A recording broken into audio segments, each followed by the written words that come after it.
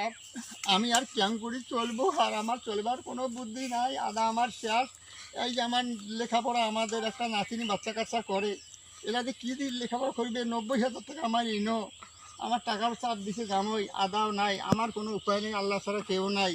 এমন কোরবান নাকি সাইফুল, তারা সেকেন্ড নাম্বার, তাই উনি ভরে বেল, সেও দেখছে, ফজলুর নাম্বারও দেখছে, আমু তবিজের বেটা উনিও দেখছে।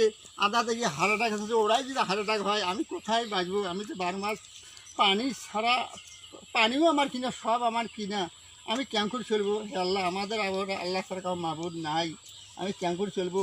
আদা আমার সব চলে গেছে, আমাদের আর কোনো উপায় নাই, এবং আল্লাহ ছাড়া আমাদের কেউ নাই, আমার চলার কোনো গতি নাই। আমি কার কাছে 10 টাকা চাবো?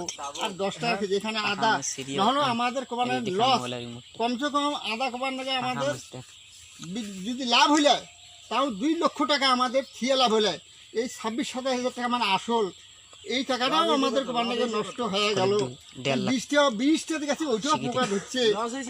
হ্যাঁ, লস হিসেবে আমাদের 2, তাতে 20 আমাদের 26-27 হাজার টাকা, আর আদার কোবার নয় আদাটা হবে, এইটাতে আমাদের 1.5 লক্ষ টাকা লস।